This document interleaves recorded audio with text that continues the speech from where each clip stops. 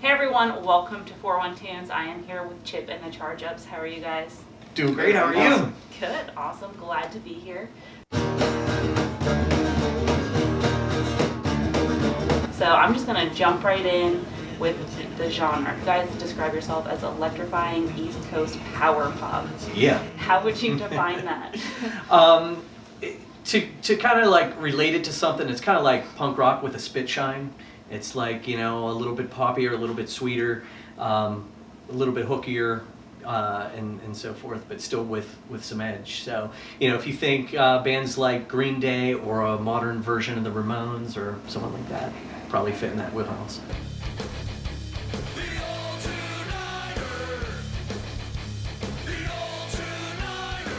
I was like feeling kind of nostalgic listening to it, and I think it's really cool that you guys are pulling like elements from different generations and putting it together into something new. I thought that was really cool. Thank you. Yeah. It's fun to do. You know, if you went down the line and talked about influences, I mean, we would cover such a wide range that it'd be like, how are these guys in the same band together?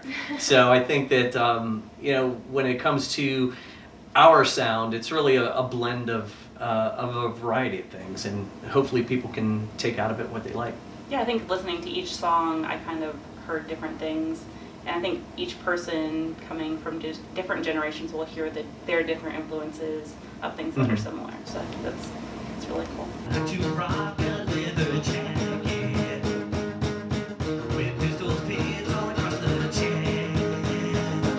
With the generation thing, you guys are built up of multi-generations. Everyone's a little bit of a different age, but you are father and daughter in this band. So tell us a little bit about how you all met and how you decided to be a family in a band.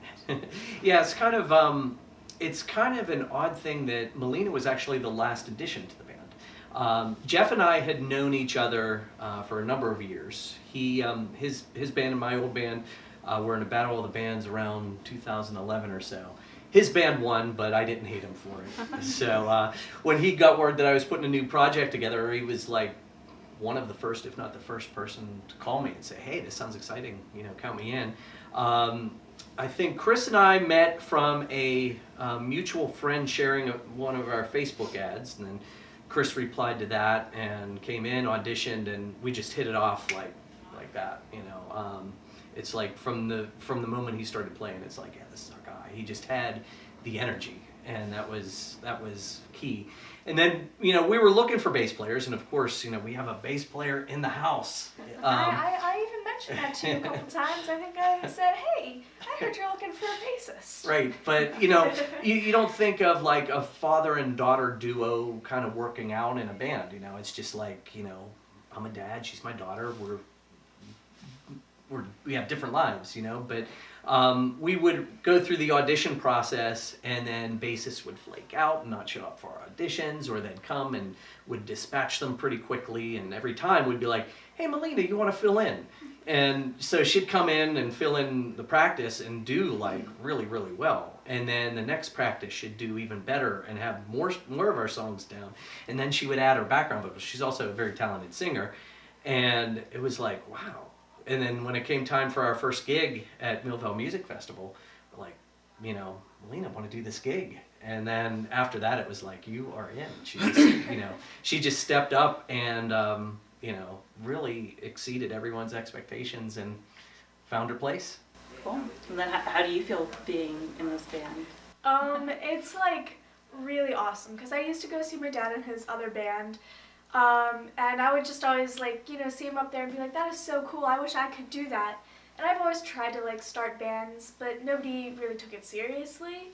And so it's just really awesome to be in an actual band. I thought of that. I was like that. Like when I was like your age, I wanted to be in a band. Couldn't do it. That's why I'm behind the camera. But I think it's really great for you to be in a band with people who have been experienced and also care about you, and like they're gonna take you with them all the way. I think that's like, it's really cool. Mm-hmm. And it's a dynamic we never expected, and it turned out better than we could have ever imagined. Yeah, things don't always go as planned, but like, you know, those unexpected little things always, I think that's what makes it. Like you can only plan so much, and then the like sprinkles on top of it is like left up to the universe to put it together for you. I'm under clouds. I'm next to crowds. They both drip such gloom. I feel their rain. I think you guys are really well-rounded in everything. So you guys have a really cool logo. You guys have awesome music videos, your lyrics, the sound, like in your media coverage that I was mentioning earlier. You guys just kind of have everything all in a package. And as I was like writing that down in my notes, your video popped up of you introducing the band when you first started, and you described it really well as it is like designed to entertain from every angle. So like, how did you come up with that? And like, you guys are executing it really well, I just want to say. So just touch on, you guys are doing what every band should be doing. Thank you. You know, that absolutely means a lot coming from you. You've known our scene and music so well for so long, and so we appreciate that. But a lot of it just comes from the kind of competitive nature of the city we're in. I mean, you've seen Pittsburgh music grow and the scene just explode, and it's like all of a sudden there's almost an oversaturation of talented artists in the city, and you know, it's just you know, how can you see 300, 400 of these talented artists who really are worthy of being seen and heard? So it's a matter of, you know, we realize that we are in a heck of a music city with a heck of a lot of talent. So we have to pay attention to details. You know, if we want to stand out, we have to work hard at it. You know, we obviously work hard at our music, but you know, from the clothes we wear on stage to how we move on stage to the props we bring on stage, we just, with every show, we want to come up with something different and entertaining and exciting that people can't see at every bar, pub, all ages venue, coffee house in the city. Yeah. I wrote down like, you guys are having fun, creating fun for others. You have fun creating fun. Yeah, you have fun creating I want fun. to put that on our Do it, go for it. because that's an awesome quote, and it really does embody what we're all about. I mean, it's music is, in my mind, meant to be a fun experience. You know, people can go anywhere in our town. They can go to a sports game. They can go to Dave & Buster's. They can go to a comedy show. They can go wherever and have fun. So if you want to have a live entertainment, live music experience, it has to be fun on that level. Yeah, and you can tell when bands aren't having fun. You can tell when they've just been like, they're just not having fun with it. And like, you guys just, that pulls off, and I haven't seen you perform yet, but I'm feeling like that's gonna, like, I'm gonna leave here like super happy, and then I'm gonna have to come to the show, and like, it's just gonna be great. Down by the tracks is where we fell in love. I wanna take you back and fall in love again by the tracks. I think it ties in with like your outfits. I think that's really important because, again, with the nostalgia thing, like, it reminds me of bands. You can think of an album and you can think of an outfit that certain bands did. Yes. But there's other bands that just wear their clothes, and that's cool. But like, I like that you guys have the look, and then you could even change it up for different albums. But like, the look creates more memories in your head. So like, I think that is more memorable in every sense, like with the words as well as the outfits. And I might hear you guys in 10 years, and all the ties will pop into my head. So, and even the little bow, with the yellow. Yeah, and it's one of those things. I mean, we live in an Instagram and Snapchat world where people are just, you know, scrolling through image after image after image. So if someone takes pictures at our show or video at our show and shares that on their social media, we want people to stop and say, "Oh, that looked interesting. I want to take a second to look at that." So. Even your photos were great. I like the one where you guys were all jumping. That was just. That wasn't easy to. It wasn't easy to do. I imagine that. It took like about 40 shots for us to. Yeah, to we get had a to good work one. out that. I remember I tried to do something. I even have a video of it. It was like my senior year in high school, and for some reason, that was like when that jump pose was like on social media. It was like this big thing. So I tried to do it. My friend was taking a video of me, and I barely got off the ground. He's like, "What was that?" I was like, "My foot got stuck on the ground." So I know how hard that is.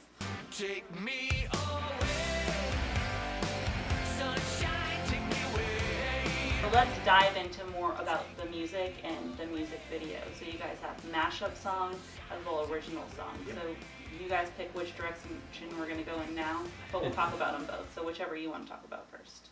Kick us off with that, Maleena. Okay, if we can talk about the music video for the mashup, that was really fun to make, I think.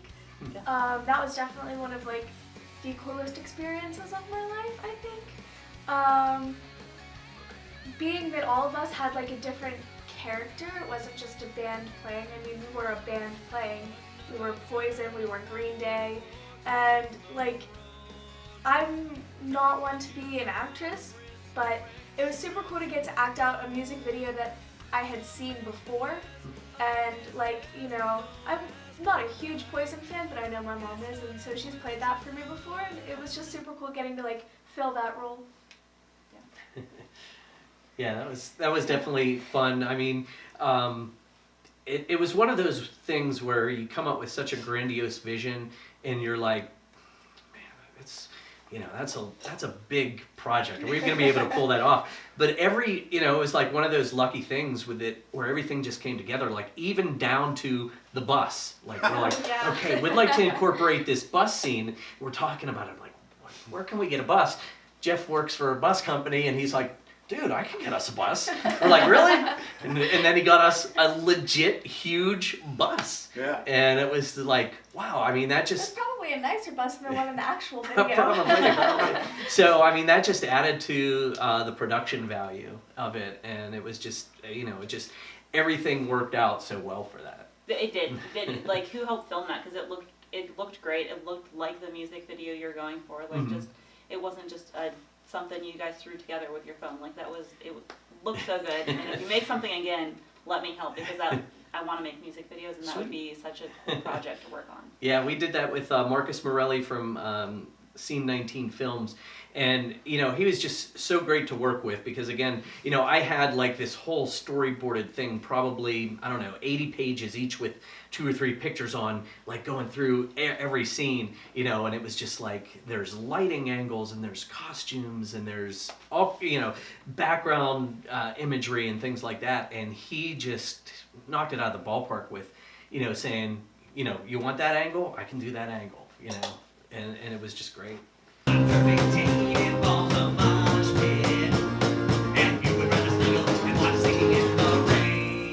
there any other music videos in the works? Yeah, we actually have 2 lyric videos that are already done, and one is coming out March 25th. We're going to put that out. That one is for our song Sunshine Take Me Away. And then we have another one called By the Tracks that's coming out probably in May. We don't have a formal release date. Video is done. And that one we're really excited with because the imagery in the video, even though it's a lyric video, there's a lot of imagery, and it really follows the lyrics very well. And so we're really excited about that. Let's talk about these songs. So you have a new album coming out and an album release show coming up. So let's talk about some of the songs on there, as well as if you want to reference some of your older songs too. Well, Sunshine Take Me Away is going to be the first single. Already had FM radio airplay for that, so we're pretty excited about that. And that's kind of like that's the lead-off track, so it's kind of an introduction because it's a very metaphorical song. Like, it sounds like you're just saying, hey, I'm happy that the sun's out. I'm happy that it's spring, whatever. And we, in Pittsburgh, we can certainly appreciate that. But it's also very metaphorical, talking about a long-distance relationship. And then, so the lyrics, I think, on our second album are deeper than our first album. Our first album, it's like, hey, this is fun, this is just energetic, unapologetic, and so forth. It's our introduction, here we are. So now we want to kind of stay in that sonic vein, but show our deeper side with lyrics. So second track is called Punk Rock on Acoustic Guitar. And that sounds just like a fun track, maybe a silly track, but really embedded in those lyrics are it's a message about society and how society looks at you differently if you're with a significant other that's not supposed to be your significant other. Like, these people don't belong together. Well, if you're soulmates, it doesn't matter what you look like or what background you come from. You find each other and it works. So that's what that song is about. So even though it has like a fun facade to it, it really does have a deeper meaning. And I won't go over all of them, but the third track is probably the deepest of all. It's called The Song That Saved the World. And it's just like a song that explores the idea, like, what if one little part of this song inspired someone to make a positive difference in the world? What if it inspired someone to find the cure for cancer or world peace or something like that? And again, a grandiose idea, but it's just pondering that stuff. So it's deeper. I could feel that. I was listening to it the whole way here. And so I was listening to that as well as your old stuff, and you can tell it's a little deeper. I mean, the mood changes a bit with like the instruments and stuff too, but it's still like in a fun way. And then like you can even like, I've only listened to the songs like 3 times and I already got the tune down. Like I can whistle along and I'm learning the words too. But yeah, I can tell it's more serious if you listen to it. The first time you're like, listen to the beat, but listen to it a couple times and you'll hear those meanings. And the Song That Saved the World was like, I like that. Even the beginning, like you're like, I'm watching this on TV and like, what can we do? So, and I feel like that's a good car song because whenever I'm in the car, I find this to be like something I do all the time. So I go up to Erie a lot because my family's there, and always on the way back, I'm always like, what if I could go back in time and what would I change? And would I actually change something, or would I just give myself like leave myself little notes to like help keeping positive rather than actually change anything, just to keep like a more positive spin on things. But I think that's something that everyone thinks of, whether they think of it on a deeper level and are aware of that, but everyone thinks of what can I change about either myself or like the world. So I think that's really cool and relatable. Then do you guys want to say anything about any of the songs? Yeah, definitely. You guys are being quiet. I know, I'm a blabbermouth, so I apologize for that. That's okay. Yeah, for off the latest record, I'm gonna go back a little bit. Front Row is definitely one of my favorites. It's just gives that energetic about the whole atmosphere and just the live performances and whatnot. It just, I think it definitely pumps everyone up and whatnot for sure. And what about for you? I don't like any of them now. I'm the jokester.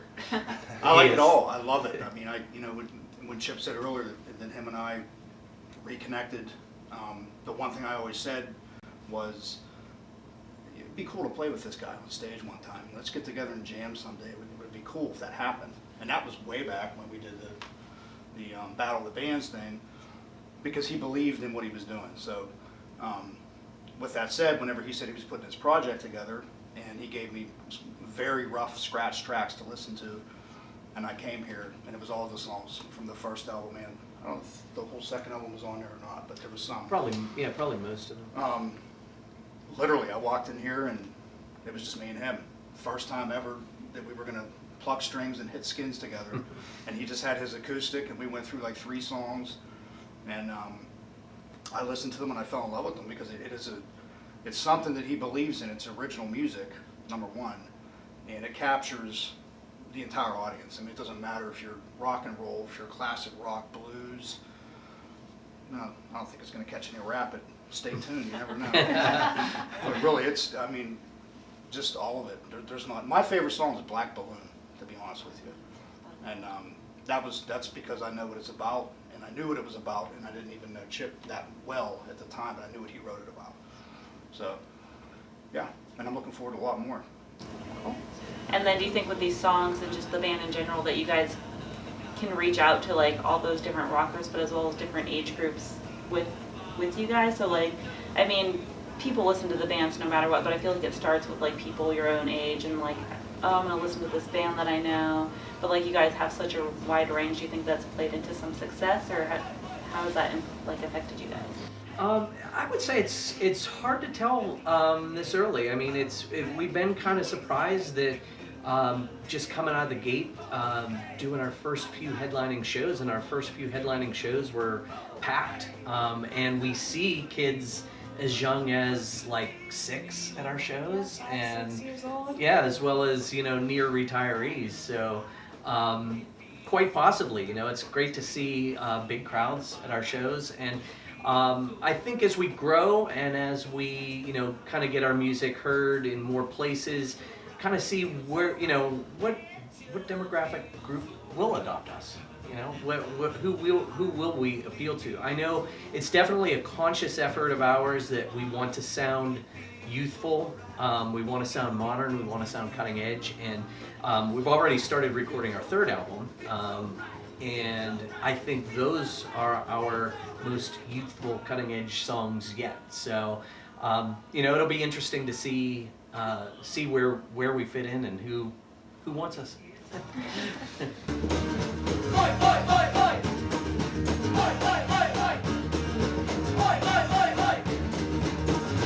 And then what's the song writing process? Do you come up with lyrics, or does anyone else write lyrics, or is it just mostly you? I would call it a very fluid and growing process at this point in time.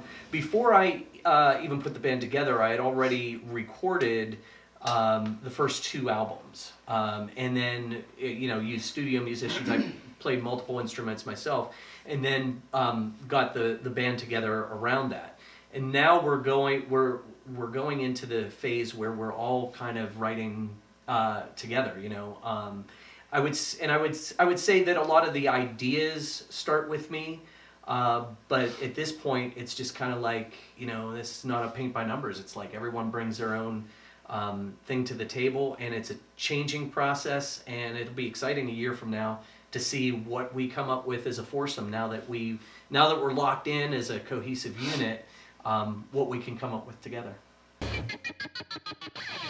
Anybody scored, couldn't do no more. There's no one finer than the old 2-9er. So the mashup was doing really well. Do you guys have more mashups coming, or is that kind of something you like started with, but you prefer to do like in like your own unique songs? Yeah, there's another mashup that I'm very close to proposing to these guys by virtue of Maleena living here. She knows what 2 songs are getting mashed up. Well,